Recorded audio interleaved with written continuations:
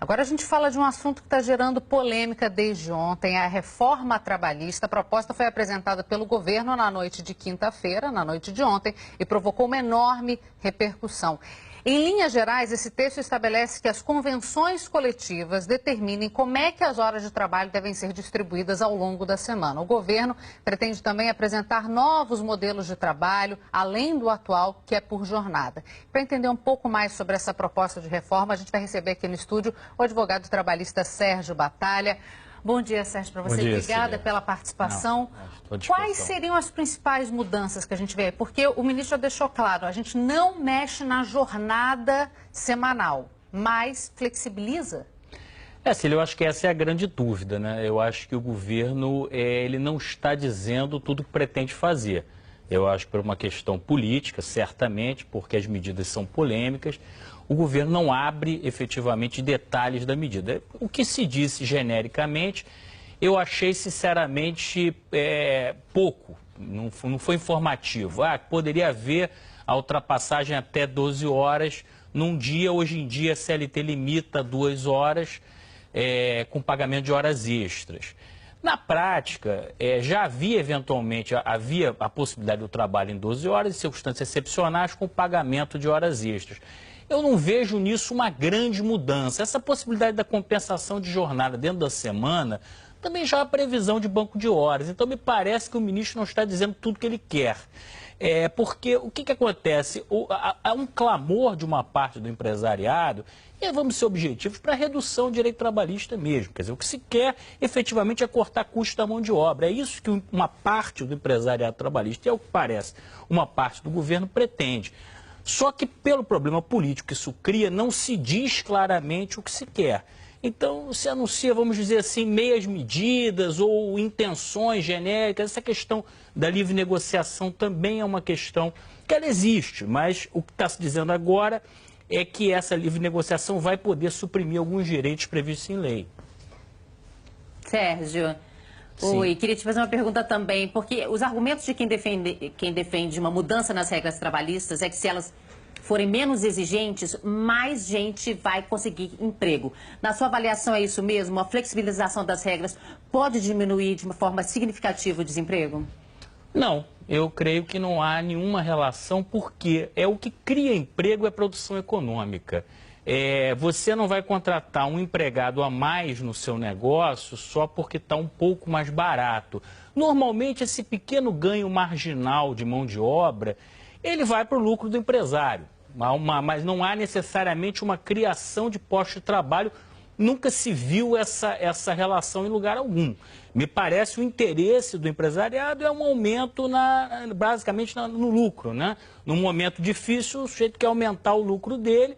O governo não quer ceder a carga tributária, então onde está se pensando em tirar? Basicamente se tira do trabalhador. Eu acho que a ideia se você jogar aberto, a ideia é essa.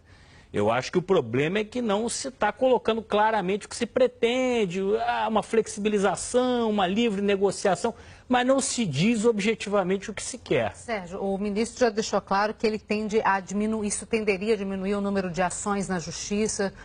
A gente tem uma CLT que é de 1940, é da década de 40, portanto é uma CLT muito antiga, é uma CLT criticada pelos empresários exatamente por ser bastante paternalista, muito em função dos sindicatos nossos que não são tão atuantes e tão fortes como a gente vê em outras partes do mundo. Eu queria saber de você, se isso mudar, você acha que a gente pode ter sindicatos fortes o suficientes para tentar dar amparo ao trabalhador? Porque o ministro já deixou claro que isso vai ficar por conta de assembleias e da decisão da maioria em vez da decisão em cima da decisão legal, né? Você tocou num ponto muito interessante, a questão da livre negociação com a estrutura sindical de hoje. Realmente a nossa estrutura sindical, principalmente, ela remete ao período Vargas. E ela tem basicamente um equilíbrio que é o seguinte, o sindicato, ele não representa só os associados, ele representa todos os empregados da categoria. Então você tem distorções, por exemplo, de um sindicato com 200 ou 300 filiados, representando 100, 200 mil trabalhadores. Agora, na proposta, na formatação original da CLT, esse sindicato só podia negociar vantagens para o empregado. Então havia um certo equilíbrio nesse sistema. Agora, eu entendo que você não pode mexer numa perna só.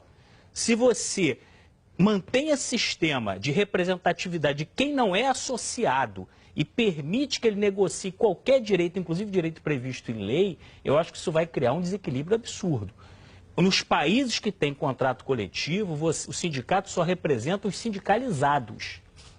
E aí você força uma sindicalização em massa. Uma atuação do profissional. Isso que o governo está propondo, a meu ver, vai criar um desequilíbrio. Você pega um sindicato sem legitimidade e põe ele para negociar qualquer direito do trabalhador.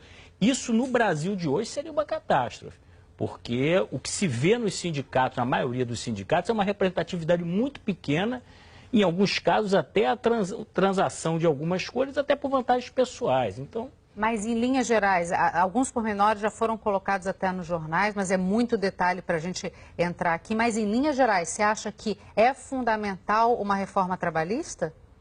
Olha, eu não acho fundamental e vou te explicar por quê. Na verdade, a CLT, ela é, de fato, da década de 40, ela sofreu várias mudanças, não resta bastante coisa da época original, mas muita coisa já foi modificada. E eu acho que qualquer reforma, ela tem que partir basicamente de um consenso social do que vai ser mudado. Eu acho que esse consenso não existe, eu acho que é um clamor de determinados setores do empresariado que não é acompanhado pelos trabalhadores. Então, você fazer uma reforma atendendo só um setor do empresariado, eu acho que você vai criar uma crise social no país. Então, eu acho que você poderia modificar a legislação brasileira, na verdade, ela é alinhada com a maioria dos países latino-americanos, com algumas diferenças, tem também correspondência com legislação de vários países europeus, não é uma legislação extravagante. Ela, na época que foi criada, ela vinha alinhada basicamente com uma legislação social na América Latina e em vários países da Europa. Então, a possibilidade de modernização em alguns aspectos, com certeza. Agora, eu acho que ela tem que partir de um verdadeiro pacto social, não de uma imposição unilateral. Vamos ver como é que isso caminha, Sérgio. Eu agradeço muito a sua participação aqui com a gente. Sérgio Batalha, especialista em Direito do Trabalhador, muito obrigada pela participação. Não, é sempre um prazer.